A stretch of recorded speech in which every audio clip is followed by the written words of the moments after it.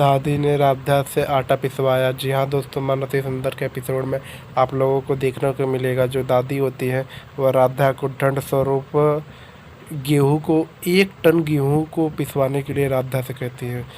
और एक जो टन गेहूं होता है दोस्तों बहुत ही भारी, बहुत ही एक दिन में सूरज देखिए, सूरज ढलने के बाद सूरज उगने से पहले ये हो जाना चाहिए।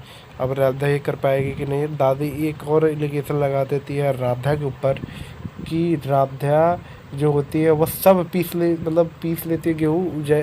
जैसे ही वह कर रही होती तभी दादी आती है और उसकी दादी पीसने लगती है प्रथम को दिखाने के लिए कि प्रथम आए उसे देखे कि राधा जो है दादी से आटा गेहूँ पिसवा रही है। तो दादी बहुत चालाक है, तो राधा को बेड पर लेटाकर वह खुद पीसने लगती है तो प्रथम के सामने अच्छी बन जाए। और दोस्तों तब होता क्या है कि जो राधा होती है वो बुरी तरह फंस जाती है और इसके वजह से वह छत पर रहती है। तो जो हमारी दादी होती है वह श्राद्ध के लिए वापस आती है, क्योंकि पूरी कहानी बता देता है प्रथम की कैसे राधा आग में उसके माता पिता जल गए, मर गए होते हैं। दिव्यम और राधिका, उसकी एक सिलेंडर जैसे था लीक हो गया था और ऐसे ही गैस उसने जलाया, जल के सब लोग ख़त्म हो गए। वह सब राधा ने देखा, इसलिए आग से डरती है राधा। तो दादी भी शौक हो जाती है। फिर दादी नीचे आती है और यहाँ पर जो होता है सिलेंडर लेकर आता है जो उसका भैया भाई लगता है प्रथम का, वह सिलेंडर रख के जाता है। फिर सभी लोग भोग बना रहे होते हैं और उर्मी होती है, सबको बताती है कि भोग के लिए सब लोग तैयार हैं। यहाँ पर दादी भी आ गई होती है कि थोड़ी देर में ख़त्म हो जाएगी पूजा। और तब दादी आती है, सभी लोग भोग की तैयारी कर रहे होते हैं और वहाँ पर सभी लोग अपना काम कर रहे होते हैं। ठीक है, अब अपना काम कर रहे होते हैं। अब यहाँ पर दोस्तों होता क्या है कि जो राधा होती है वो ऊपर से देख रहे होते हैं कि अब दादी की मदद नहीं कर पाए, मेरी वजह से सब हुआ है। और तभी खाना नहीं बन पाता है, आलू पकता नहीं है, लेकिन जो जो आलू पकता है एक थाली भोजन सब लोग तैयार कर देते हैं। और तभी पंडित जी होते हैं वो कहते हैं कि खाना लेकर आइएगा श्राद्ध के लिए। श्राद्ध पूरा हो जाता है और खाना लेने के लिए वह जाती है दादी, और तभी देखती है कि एक प्लेट तैयार होता है और दादी को एक प्लेट देते हैं। दादी प्लेट को उठाकर फेंक देती है और कहती है कि तुम लोगों ने अभी तक तुमसे एक खाना नहीं बना। और तब वो पंडित जी सुन लेते हैं और कहते हैं कि जिस घर में इतना क्लेश खाने के लिए हो रहा है उस घर में हम खाना नहीं खाएंगे।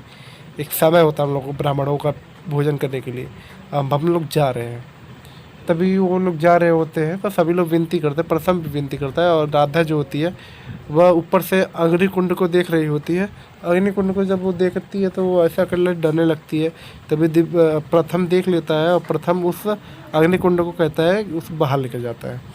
और सभी ब्राह्मण कह रहे होते हैं कि अगली बार से ध्यान रखिएगा। तभी वो जा ही रहे होते हैं, तभी जो राधा कहती है प्रथम को कि फल दे दे। तो प्रथम क्या कहता है कि आप ये फल ले लीजिए, सभी को फल दे देता है। और सभी लोग जा रहे होते हैं तो उसकी दादी भी आती है।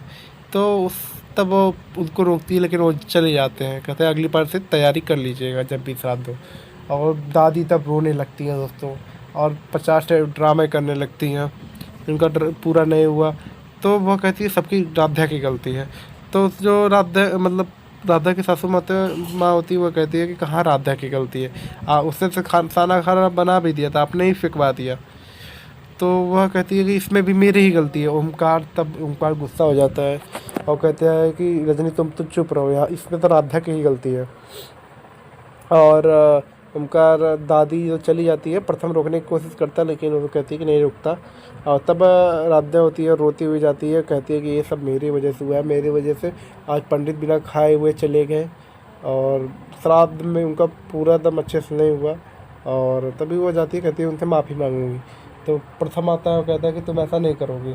उस समय वो आग बबूला है, तुम कहोगी, तुम्हें 3-4 बातें और सुनाएंगी, जिसकी वजह से वो माफ़ी नहीं मांगती। तो सुबह होती है तो वो आती है रोते रोते, कहती हैं कि मेरे सपने में बाबूजी आए तो उनके आत्मा को शांति नहीं मिल रही है। सब रोने लगती हैं और कहती है कोई ना कोई पंडित से आज हम लोग बुलवा कर उनकी आत्मा को शांति दिलवाएंगे। और वह ऐसा कहकर तो कहती है और रोने लगती है। तब पंडित जी आते हैं, आने के बाद बताते हैं कि जिसने ये गलती की है, जिसने श्राद्ध तोड़ा है, उसे 1 टन आटा वृद्धाश्रम में बुलाना पड़ेगा। लेकिन सभी लोग कहते हैं कि पीस कर, वो सूरज ढलने से पहले, सूरज जैसे उगेगा